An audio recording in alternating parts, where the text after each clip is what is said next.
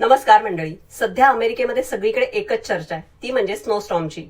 अमेरिकेसाठी बर्फ पडणं नवीन नाहीये, पण बर्फाचं वादळ जेव्हा होतं तेव्हा इथे स्टेट ऑफ इमर्जन्सी जाहीर करतात. स्टेट ऑफ इमर्जन्सी म्हणजे काय, तर आणीबाणीची परिस्थिती. हे तर आपल्याला सगळ्यांनाच माहितीये.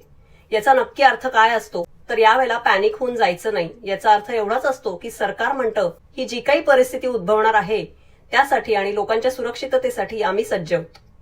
स्नो पडायच्या आधी स्नो प्लो ट्रक्स रोडवर येतात, रॉक सॉल्ट टाकतात, पोलीस, अँब्युलन्स, इमर्जन्सी सर्व्हिसेस हे सगळे अलर्ट असतात. शाळांबद्दल सांगायचं झालं तर स्टेट ऑफ इमर्जन्सी जेव्हा घोषित होते तेव्हा शाळा आपोआप बंद होतात का, तर असं होत नाही. पण इथे जेव्हा जास्त बर्फ पडणार असेल किंवा आता उद्या जसं वादळ येणार आहे तसं वादळ येणार असेल तर शाळांना सुट्टी जाहीर करतात. जोपर्यंत ही परिस्थिती आटोक्यात येत नाही तोपर्यंत शाळा चालू होत नाहीत, कारण ट्रान्सपोर्टेशन सुरक्षित नसतं. गव्हर्नमेंट ऑफिसेस बऱ्याच वेळा वर्क फ्रॉम होम असतात किंवा बंद असतात. हॉस्पिटल, ग्रोसरी, गॅस स्टेशन्स हे मात्र सगळं चालू राहतं, कारण या अगदी जीवनावश्यक गोष्टी आहेत. गव्हर्नमेंट बाहेरची सगळी सुरक्षिततेची काळजी घेत असतं, कारण रस्ते पूर्ण स्लिपरी असतात, ड्राईव्ह करू शकत नाही, आयसी कंडिशन्स असतात. त्याचबरोबर आपल्याला घरामध्ये इथे काही काळजी घ्यायची असते.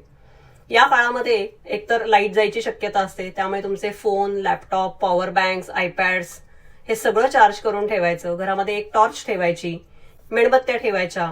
थंडीमध्ये घरामध्ये सतत हीटर चालू असतो, त्यामुळे घरातली ह्युमिडिटी कमी होते आणि ते आपल्या आरोग्यासाठी अजिबातही चांगलं नसतं. त्यामुळे ह्युमिडिफायर वापरायचे. थोडं व्हेंटिलेशन ठेवायचं.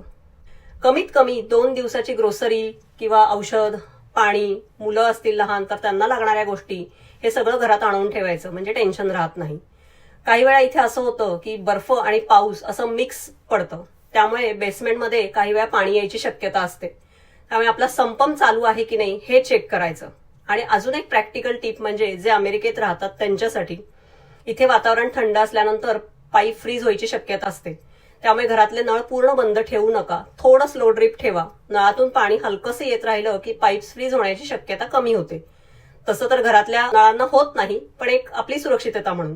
आणि तुमच्या सिंक खाली जर कॅबिनेट असेल तर ते थोडंसं ओपन ठेवा, म्हणजे घरातली जी ऊब आहे ती त्या पाईप पर्यंत पोहोचेल. आता हे स्नो स्टॉर्म आहे त्याच्यामुळे अजिबातही बाहेर पडू नका, ड्राईव्ह तर बिलकुल करू नका.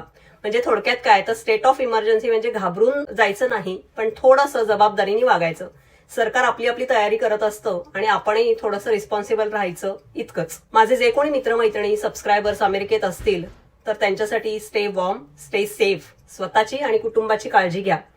आणि हा व्हिडिओ तुम्ही कुठून बघताय आणि आता तुमच्या इथे वातावरण कसं आहे, थंडी आहे का, किती थंडी आहे, हे मला कमेंट करून नक्की सांगा. धन्यवाद.